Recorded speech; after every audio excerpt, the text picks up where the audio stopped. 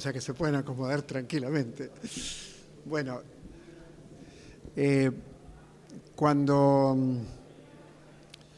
uno piensa en un tema tan, de alguna manera tan potente como este en este momento, donde la democracia por motivos bastante obvios, en mi opinión, está en peligro por el avance de la ultraderecha en la Argentina.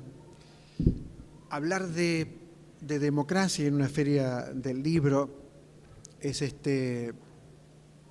algo que tiene que ver con la alegría, con el empeño, porque las cosas lleguen finalmente a buen puerto. Y allí el teatro, la literatura, el cine, todas las artes ocupan un lugar central.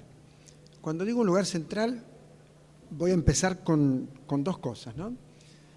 Una tiene que ver con teatro abierto, que fue un movimiento donde 22 autores, 22 directores y público, mucho público, enfrentó a la dictadura militar haciendo teatro en el Teatro El Picadero, al que le pusieron una bomba, al que le incendiaron. Y cuando digo enfrentó a la dictadura, digo que podía entrar cualquier persona al teatro y matar a los actores. No había ningún problema en hacerlo porque es como estar acá en un escenario. O sea, podés entrar y matar al disertante, en ese caso a los actores.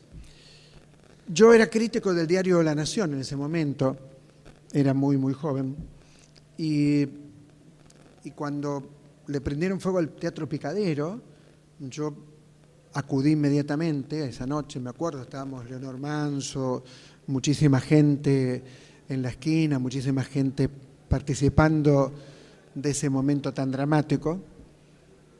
Pero ahí también nos dimos cuenta que los cuerpos de los actores expuestos podían empezar lentamente, pero sin parar un minuto, a destruir algo que la dictadura se había empeñado en ocultar. Teatro Abierto fue el movimiento más importante cultural que tuvo la dictadura militar en contra, es decir, fue el movimiento donde todos quedaron sorprendidos frente a eso. Cuando le queman el teatro, Carlos Rottenberg, amigo entrañable, empresario, hombre de teatro, dueño de varios teatros, Carlos Rottenberg ofrece su teatro, el Tabarís, ofrece lo que hoy se llamaría el multiteatro, ofrece todo lo que tiene para que Teatro Abierto pueda seguir haciéndose.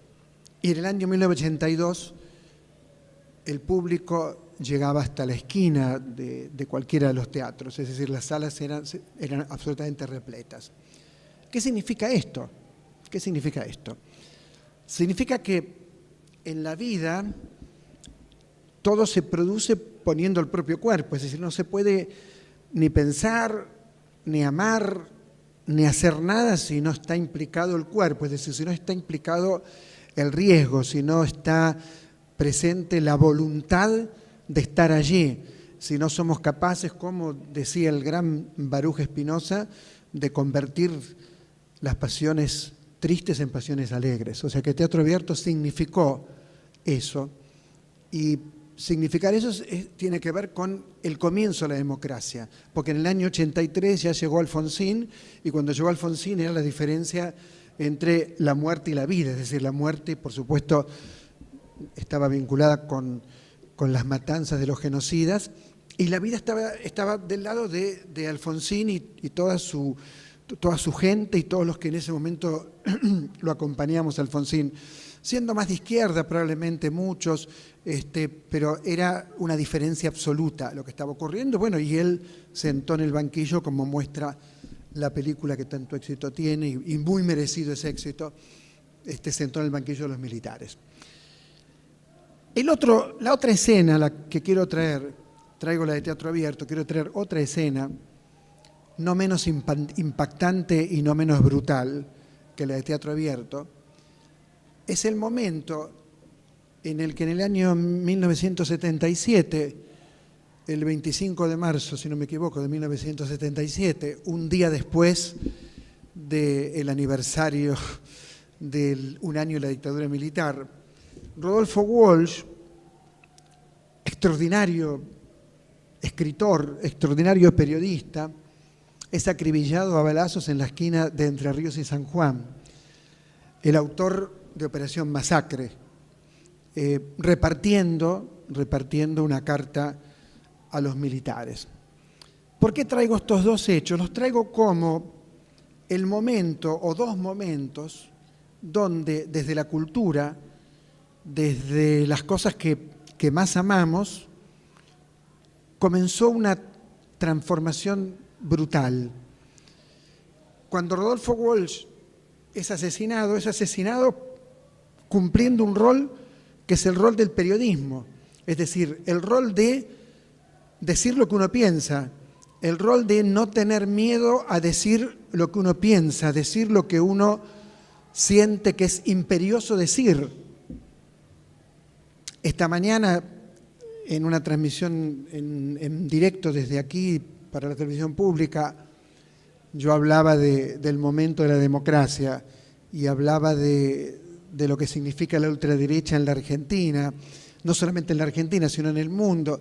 Y entonces, desde cuando termina la breve nota que puse al aire en vivo en el programa de Ernestina Pais, el productor me dice: che, ¿no te da miedo todo lo que dijiste? No, no me da ningún miedo, absolutamente ningún miedo, sino más bien todo lo contrario. Me da ganas de seguir explicando y diciendo que el rol que tiene el periodismo, el rol que debería tener el periodismo, es el de decir en una coyuntura determinada aquello que consideramos que salvaguarda, como decía el amigo, el filósofo Deleuze, salvaguarda la vida, es decir, pensar, bueno, ¿cómo organizamos el pensamiento? Bueno, aquello que tiene que ver con la vida y aquello que tiene que ver con la muerte. Es una hermosa manera de organizar el pensamiento, es una hermosa manera de comer un asado esta noche o de lo que sea, ¿no? Bueno, ¿qué es lo que impulsa la vida y qué es lo que va en contra de la vida? No es un pensamiento mío, es un pensamiento de Spinoza.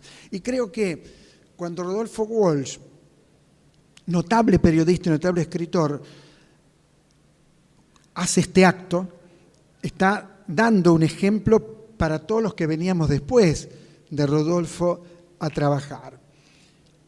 Y digo esto porque el tema es literatura y democracia, y hace unos días estaba en Buenos Aires, yo soy fanático del teatro, ya mi fanatismo es como extremo, porque en una sala de teatro respiro mejor, en una sala de teatro se me cambia la vida a mí, pero porque es un idioma. Desde los 7 años de edad que estoy en el teatro, empecé en el Teatro Labardén, me llevó mi vieja cuando yo tenía 7 años, antes de Cristo obviamente, me llevó al teatro y ya ahí me quedé para siempre, ¿no? Y siempre la vida para mí estuvo muy vinculada al teatro. Y hace unos pocos días estaba viendo un espectáculo en Buenos Aires, que hay mucho teatro independiente, que es Esa Mujer. Esa Mujer es el cuento Rodolfo Walsh, donde un coronel se encuentra con un periodista y el periodista lo que quiere es saber dónde está el cadáver de Eva Perón.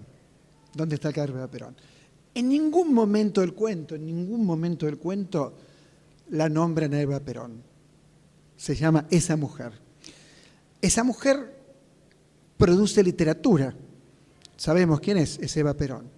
Eva Perón produce literatura, produce teatro, sigue produciendo todo el tiempo, produce ensayos, produce estudios, produce desde El cadáver de la nación de Perlonguer hasta Santa Evita de Tomás Eloy Martínez, pasando por un montón de obras que, me acuerdo de un cuento maravilloso de David Viñas sobre el velorio de Eva Perón, me acuerdo de este momento, donde hay una pareja esperando su turno para llegar al cuerpo.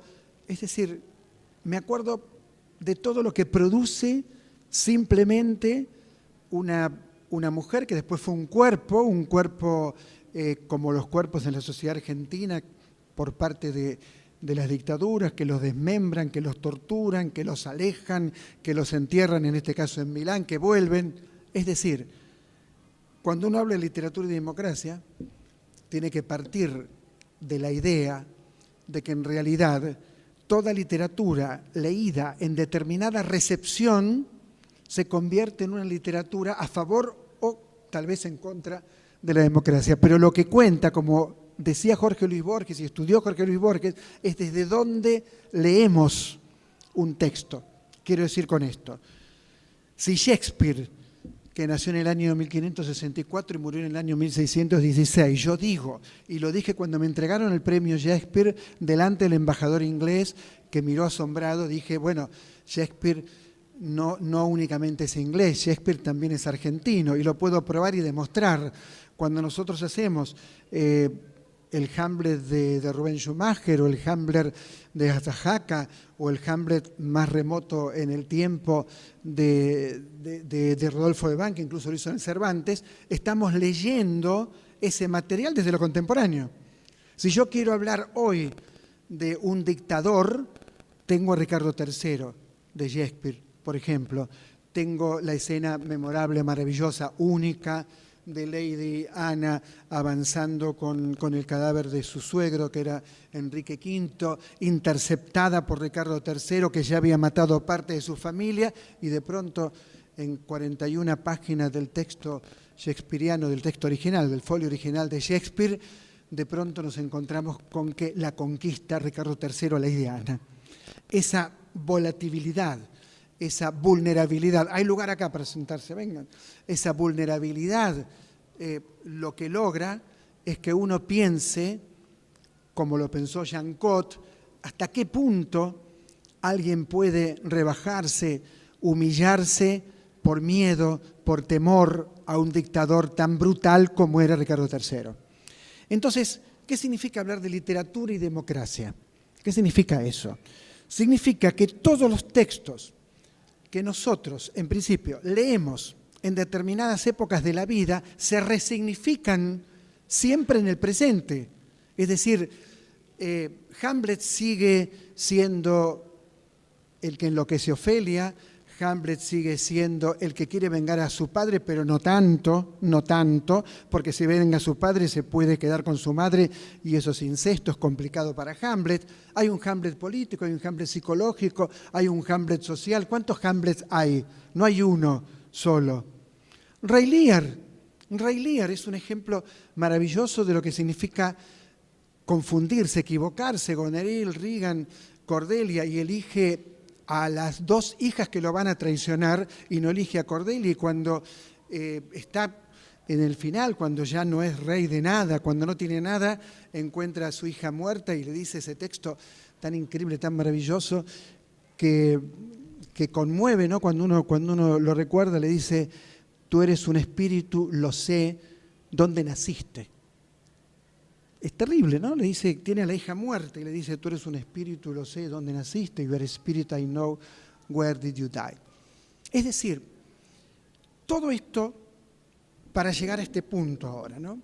Que sería, ¿qué produce la democracia en la literatura? Produce poéticas, produce distintas poéticas, produce la libertad para construir poéticas. Eso no significa que Ricardo Piglia no haya escrito en la dictadura Respiración Artificial, que había que leerla en clave. Pero produce poéticas. Esto es lo que produce, enormes poéticas. Cuando uno dice produce poéticas, ¿qué está diciendo? Está diciendo formas, está diciendo estilos. En lo personal, yo no disfruto con la literatura que únicamente me cuenta historias. No disfruto con la literatura que únicamente trabaja tramas. ¿Por qué digo esto? ¿Por qué? Porque de la misma manera que di el ejemplo de Rodolfo Walsh, o hablé brevemente de Shakespeare, porque si me dejan hablar de Shakespeare no nos vamos nunca más, porque yo amo Shakespeare, ¿no? Pero de la misma manera exijo que la literatura sea forma poética, que la literatura tenga matriz poética. Si la literatura no tiene matriz poética, decime por favor qué es la literatura, porque contar historias contamos todos, los periodistas podemos contar historias.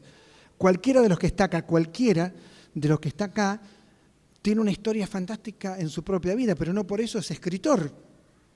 Yo no tengo talento para ser escritor, me han dicho 1000 veces, escribí. No, si no tengo talento, ¿por qué voy a escribir si yo no sé escribir como un escritor? Sé escribir probablemente bien haciendo periodismo, pero no como escritor.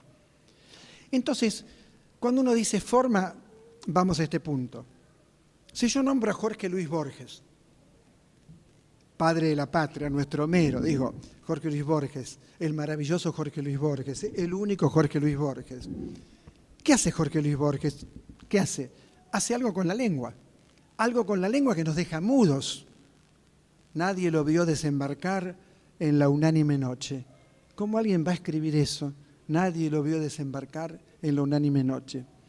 ¿Cómo alguien cuando se despide de alguien, cuando te abandona, una pareja, lo que sea, va a escribir definitiva como una estatua su ausencia, entristecer otros campos?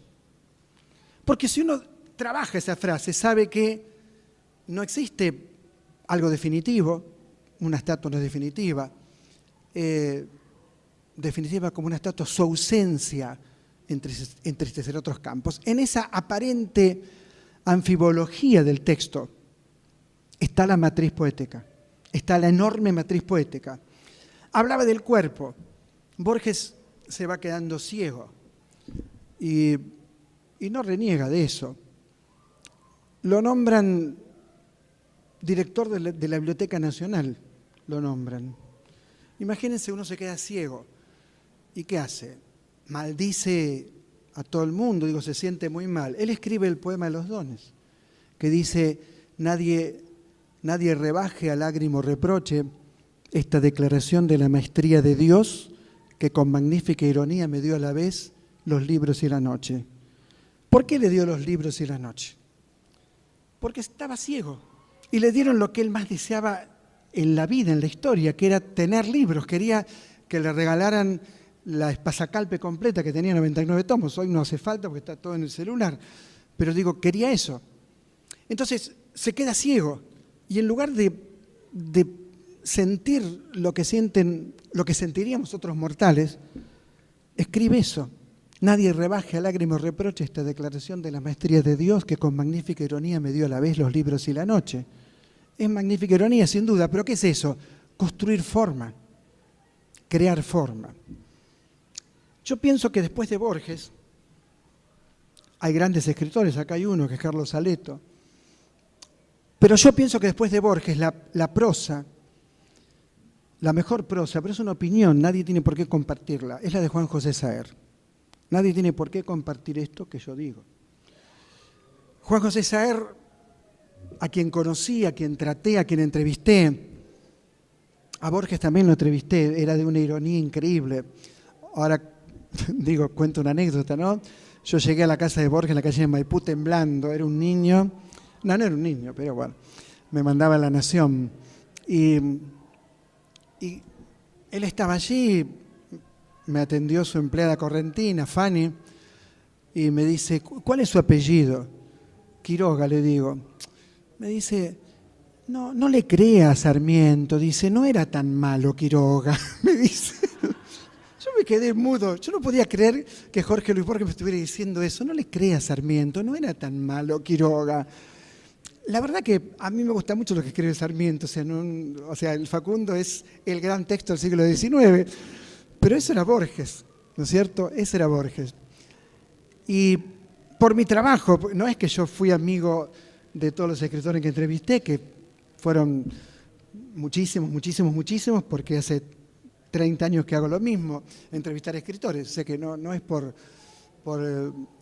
los periodistas en general en esas cosas mienten, dicen, mi amigo Vargas Llosa. Yo lo entrevisté 3 veces, nada más, no es mi amigo, 3 veces. Y a Borges lo entrevisté 3 veces hace muchísimo tiempo. Y a Saer sí lo entrevisté mucho más y además como teníamos una edad similar con Juan José Saer, teníamos una cercanía. Pero no importa eso. Sartre le gustaba mucho comer, comía cosas increíbles. En París una vez me invitó a comer un cerdo que casi me muero, o sea, terminé de comer y casi me muero porque me cayó mal, no estaba tan acostumbrado a comer las cosas comer tanto, ¿no? Y comer tan rico, por ahí no estaba acostumbrado. Pero Sartre, ¿qué hace con la lengua? ¿Qué es lo que hace con la lengua? Construye textos que cuando uno los lee le pasa lo mismo que con Borges, dice, ese es Juan José Sartre. Como si uno dijera, ese es Roberto Ar, el juguete rabioso, los 7 locos. ¿Y qué significa que alguien reconozca por 10 líneas? Vos agarrás la intrusa de Borges. A la línea 10 ya sabés que es de Borges, aunque nunca aunque nunca te lo digan, quiero decir, ¿no es cierto? O Emma Suns o cualquiera. Bueno, Sartre, a través de un texto tan increíble como es El Entenado, a través de un texto tan increíble como es La Pesquisa, Palo y Hueso, Glosa, Nunca Nada Nunca. Bueno, construye un mundo, uno tiene que entrar en ese mundo. Escribe una novela entera para contar 10 cuadras de 2 amigos comentando un asado en el que no estuvieron. Te quedas mudo. Y ahí está Tomatis, ahí están todos, está Leto, Tomatis, todos los personajes de Juan José Sartre. Es decir, creó un mundo. Y cuando vos hablabas con Sartre, a Sartre no le gustaba que le dijeran que era un genio, no le gustaba nada. No le gustaba que uno se diera cuenta que era un erudito absoluto. Pero cuando uno lo lee a Sartre, lo que encuentra es un universo. Entonces yo creo que ese universo tiene que tener una voz propia. Y creo que un escritor, lo único que tiene que hacer en la vida es esforzarse para tener una voz propia. No para contar una historia como la podría contar yo. No. Esforzarse para crear una historia y una voz propia. Eso es lo único que tiene que hacer. Entonces lo ubico a Sartre en un lugar central. Y también pienso que Sartre, que vivió la dictadura como la viví yo, que vivía en Santa Fe, en un pueblo que se llama Cerodino, también pienso que Sartre tenía toda la historia encima. Toda la historia encima. Y la historia se tiene encima con el cuerpo o no se tiene. Entonces lo que yo postulo, modestamente, porque yo quién soy para postular algo, pero modestamente digo, ¿es una literatura del cuerpo o no es una literatura del cuerpo? ¿Está el cuerpo metido o no tenemos literatura? Y para que esté el cuerpo metido, ¿qué tenés que tener? Recién hablaba con una persona que estaba aquí, ¿no? Una mujer, y hablábamos de la dictadura y hablábamos de cosas que de una u otra manera recordábamos, ¿no? Bueno, eso es el cuerpo en acción. Cuando uno no necesita una guía para hablar, ¿por qué? Pero no porque sepa mucho, sino porque incorporó algunas cosas a la propia existencia. Aleto escribió una novela que se llama 11 segundos, que se las quiero recomendar. Y es el gol de Maradona a los ingleses.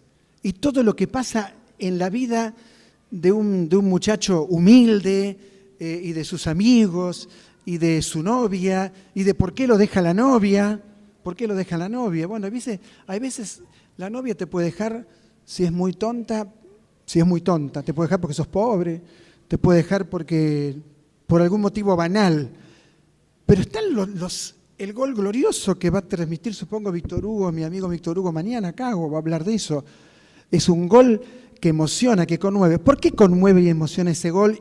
Yo que no sé nada de fútbol. ¿Por qué conmueve y emociona? Porque hay un creador. Porque hay un artista que pasa 6, 7 ingleses. ¿Cuántos ingleses? 6. Pasa 6 ingleses como si nada. Porque es un piojito que camina, Maradona. Y va tic, tic, tic y mete un gol. Entonces eso ya está en el ADN de los argentinos.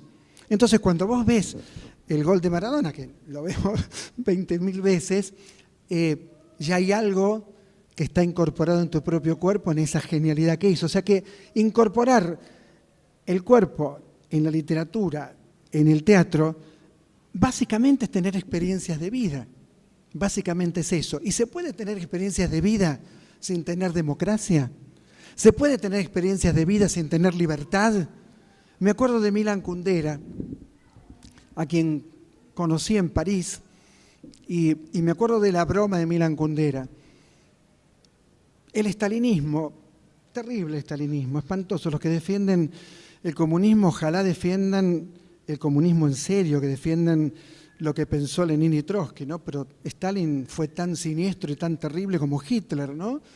Y cuando por una broma toda su vida se acaba, por una broma, si ustedes leen La broma y miran Kundera, toda su vida se acaba. Y cuando yo me encuentro con Kundera, le pregunto con un traductor mediante, porque no hablo bien francés y menos checo, le pregunto y me dice, eso me ocurrió a mí. O sea, que eso le pasó a él. O sea, que él escribe un texto, después escribió estos textos maravillosos, ¿no? Como La vida está en otra parte, pero él escribe un texto maravilloso, increíble, con una experiencia del propio cuerpo, de algo que a él le pasó. Y lo construye a través de una voz que da cuenta de eso. ¿Qué literatura podríamos tener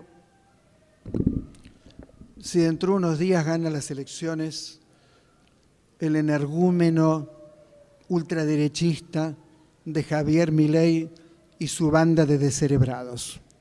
¿Qué podría ocurrir? ¿Qué tendríamos como vida? ¿Qué es lo que tendríamos? ¿Qué tendríamos como cultura? ¿Tendríamos la misma cantidad de chicos que yo vi esta mañana aquí? Y me emocionó. Yo tengo 3 hijos grandes, ¿no? Pero digo, me emocionó ver todos los pibes recorriendo libros. Es emocionante. No importa si no tenés guita para comprarlo, ya tendrás. Pero mirás el libro, lo lees, lo marcás. Hay más lugar por aquí, ¿eh? ¿Qué importa eso?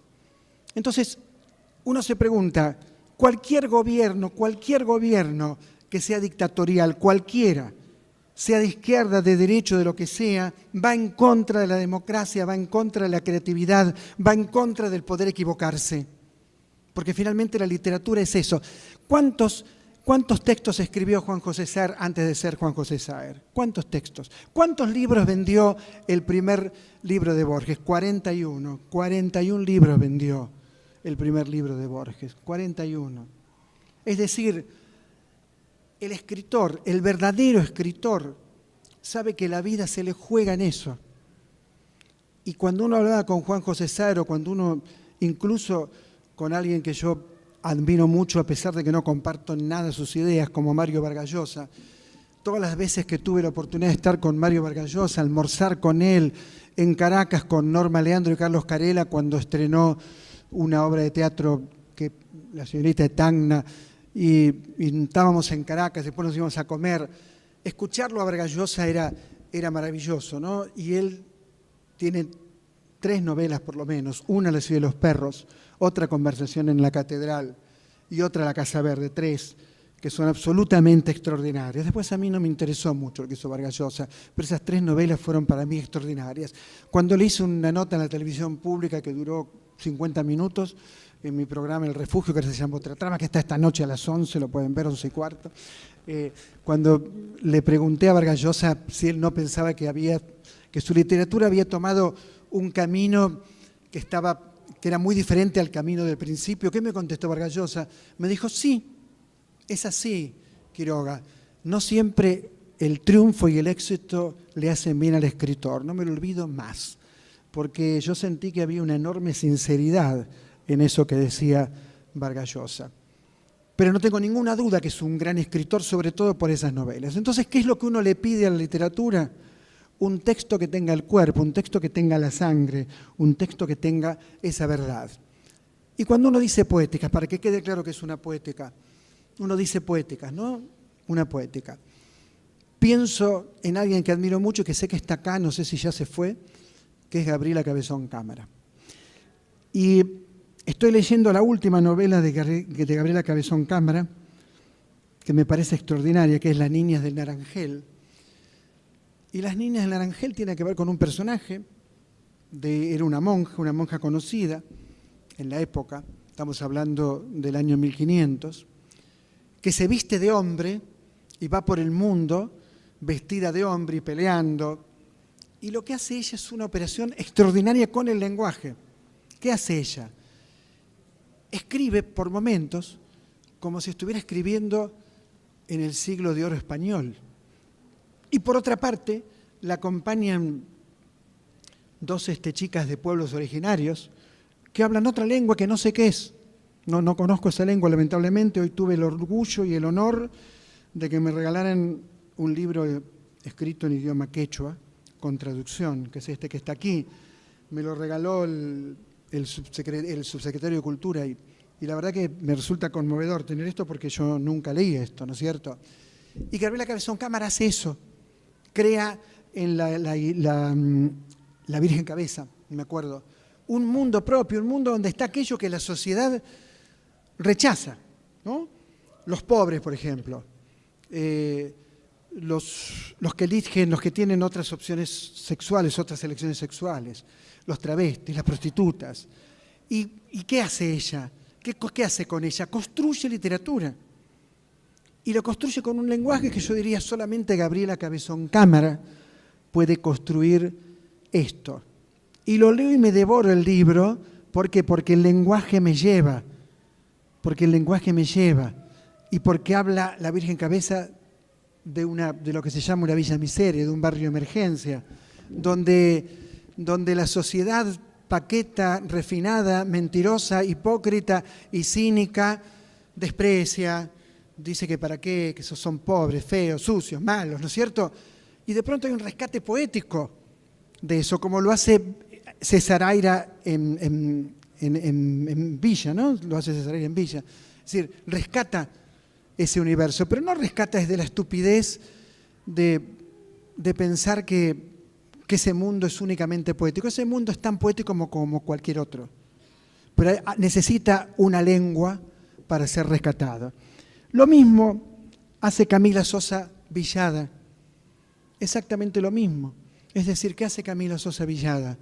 Construye un mundo, construye un universo que solo en democracia lo podía construir. Un libro como Las Malas, solo en democracia lo podía construir, porque habla de las prostitutas y los travestis en un parque en Córdoba y de lo que les pasa, de la policía que las agrede, que les pega, que las viola, que las mete presas, que les saca dinero. Y eso es lo que se oculta. O sea que la literatura también lo que viene es a descubrir aquello que se oculta. Y si la literatura no descubre aquello que se oculta, ¿para qué haríamos literatura? Es decir, si no pensamos en lo invisible, ¿para qué haríamos literatura? ¿Para qué pensaremos en la literatura?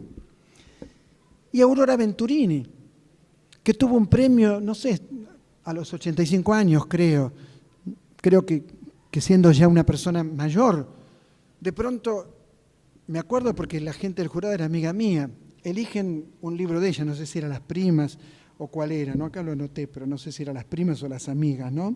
Y claro, cuando se reúne el jurado, dicen, bueno, seguramente es una autora joven, nueva, por los temas que desarrolla Aurora Venturini, que falleció no hace tanto tiempo, ¿no? Era Aurora Venturini que recibía el primer premio que recibió en su vida con más de 80 años.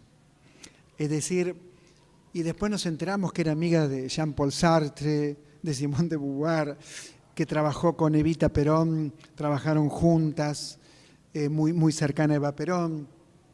Bueno, nos enteramos después de todo eso. Pero ¿qué hay en Aurora Venturini? Lo mismo que hay en Borges, lo mismo que hay en Sartre, lo mismo que hay en los pocos autores que estoy tratando de recordar a Vuelo de Pájaro y que me hizo una guía, pero ni la miro a la guía, ¿no es cierto?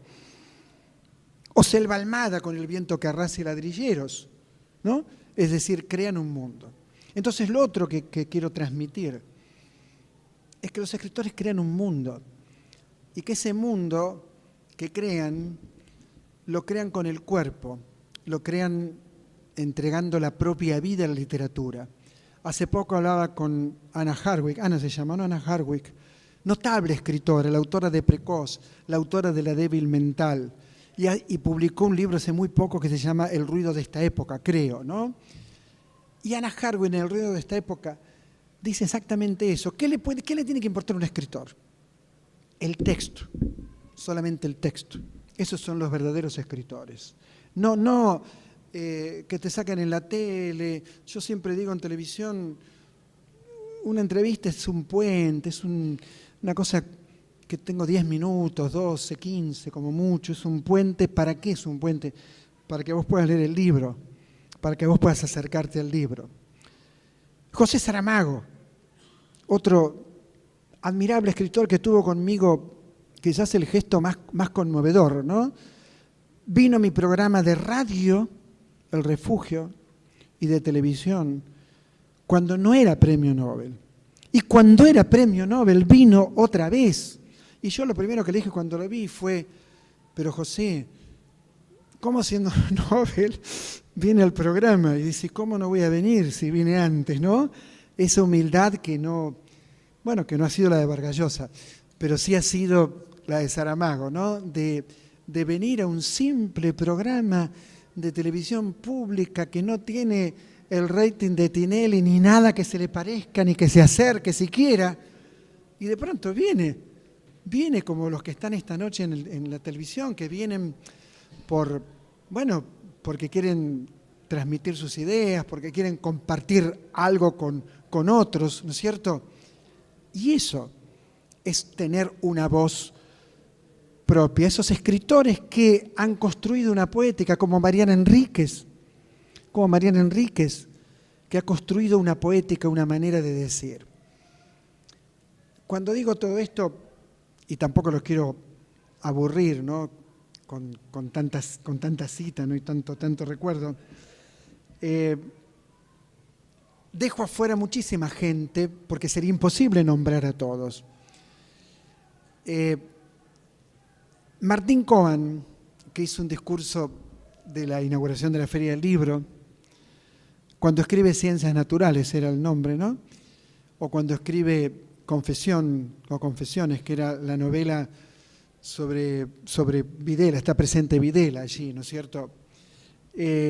O cuando escribe otros textos que ocupan un lugar, ¿no? Un lugar, ahora acaba de escribir un libro sobre fútbol, él es fanático de Boca, tan fanático, cuento una anécdota para que se diviertan un poco, tan fanático que es absolutamente políticamente incorrecto. Estábamos en la Feria del Libro de Río de Janeiro. Y entonces Martín, si lo cuento es porque él lo contó públicamente, por lo tanto lo puedo contar. Pero es fanático loco de Boca. Es fanático loco de Boca. Yo lo quiero mucho, claro. Y entonces dice, bueno, yo da clases en 19 universidades. Martín, mirá lo que hay que hacer para vivir, además de que le apasiona.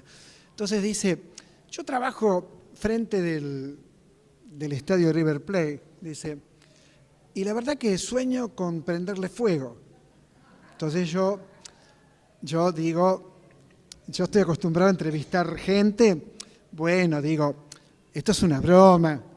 No es ninguna broma, Quiroga, me desautoriza. Bueno, él quiere decir que no le gusta que esté River. No, se planta Martín. Si lo ves mañana pasado, contale esto, porque lo contó él públicamente. Yo quiero prenderle fuego a River y con toda la gente adentro. No puedes decir eso. Le digo, ¿qué voy a hacer? ¿Por qué ir preso? Acá iría preso, no puedes decir eso. Bueno, luché para temperarlo, pero no sé si lo logré. Tengo el libro sobre Boca para leerlo, todavía no lo leí, lo tengo para leer. Pero es un gran escritor y le pone la pasión en todo, porque ahí habría el otro tema. Hubo una discusión de Martín con Darío Lo Pérfido por el tema de la cifra de desaparecidos. Y Martín estuvo estupendo y Lo Pérfido, por supuesto que no. Esta es mi opinión. Entonces Martín defendió con uñas y dientes la cifra. ¿Por qué? Porque la cifra es simbólica. Es decir, son ellos, son los genocidas, los torturadores, los que mataron gente, los que no dieron las cifras. Entonces para nosotros son 30.000 y para todos para Estela son 30.000. ¿Pero por qué? Porque es una cifra que ellos nos niegan al no decirnos dónde están nuestros muertos, dónde están sepultados, dónde cuernos están. Ellos crean la cifra. Y cuando lo vi a Martín, me acuerdo que yo estaba mirándolo y lo llamo al celular. Él no tiene celular, pero no sé cómo, no sé si llamé a la mujer de él, a quién, para decirle, me emocionaste, Martín. Bueno, así también es su literatura. Así también es su literatura, sobre todo en algunos textos, ¿no? Así también es su literatura. Y en ese punto, cuando digo Martín Cohen, o nombré acá al amigo Carlos Saleto, o podría nombrar a Gustavo Ferreira, o a tantos escritores que he entrevistado y he leído, a mí siempre yo tengo un trabajo que es muy de parásito, ¿no? Porque yo estoy leyendo y entonces mi mujer me dice, ¿qué estás haciendo? Trabajando. Le digo, en realidad estoy leyendo, pero es mi trabajo. Sí, ya sé, tengo que terminar. Es mi trabajo, ¿no? Entonces, para ir concluyendo, tengo 10 minutos y que quede algo claro de lo que estamos diciendo, ¿no? De todo esto que estamos diciendo. Es el teatro, que en Buenos Aires tiene una... Digo en Buenos Aires porque es lo que conozco. Puede ser que acá también lo tenga y no lo conozco. El teatro que tiene una potencia enorme, enorme. Tengo un hijo teatrero también. Por ahí ensayan un año, y juro que esto lo sé porque yo dirigí el Teatro IFA hasta hace poco tiempo. En el Borderó, a cada actor generalmente le alcanza para 2 porciones de pizza de mozzarella, no sé si llegamos a morrón y mozzarella o una napolitana, y una Coca-Cola. Y es tan conmovedor que el teatro tenga el público que tiene permanentemente. Y uno se pregunta, mirá lo que es la vocación, mirá lo que es la potencia, la fuerza de llevar adelante un proyecto artístico y estético, porque el mejor teatro del mundo está, digo Buenos Aires, insisto, porque es lo que yo conozco. Y les puedo asegurar, y lo digo con conocimiento, no es una pedantería, o sea, cuando digo, lo digo porque he estado en esos países, no lo tiene Francia, no lo tiene Italia, no lo tiene Londres, Andá a buscar teatro independiente en París, a ver qué encontrás, por favor. Andá a buscar teatro independiente en Nueva York. Estaba Ellen Stewart, falleció, estaba el Living Theater, terminó. No. Es decir, sí en Berlín hay bastante teatro independiente. Esa fuerza y esa vocación es lo que posibilita, en mi opinión, una escritura del cuerpo, un teatro del cuerpo, una vida donde el cuerpo sea protagonista, donde el cuerpo pueda no ser el cuerpo que a través de la biopolítica sea un cuerpo domesticado, sea un cuerpo atado, sea un cuerpo que no expresa. Y creo que el teatro y la literatura crecen y se desarrollan cuando logran ese nivel de intensidad. Y sin ese nivel de intensidad, en mi opinión, no tenemos arte, no tenemos literatura. Y por último, y para terminar, cuando uno piensa en escribir, tiene que encontrar lo propio. Tiene que encontrar lo propio. Por eso cuando esta mañana me hablaban de este libro en quechua, yo decía, yo lo quiero tener, yo lo quiero leer. Y por supuesto me lo trajeron recién, ¿no? Porque eso es lo propio, eso es lo de cada uno. Vos no podés intentar imitar a Borges porque vas a ser un fracaso siempre. A nadie hay que imitar, pero sí hay que buscar una voz propia. Y esa voz propia se va construyendo, en mi opinión, con la experiencia del propio cuerpo y de la propia vida. Muchas, pero muchas gracias.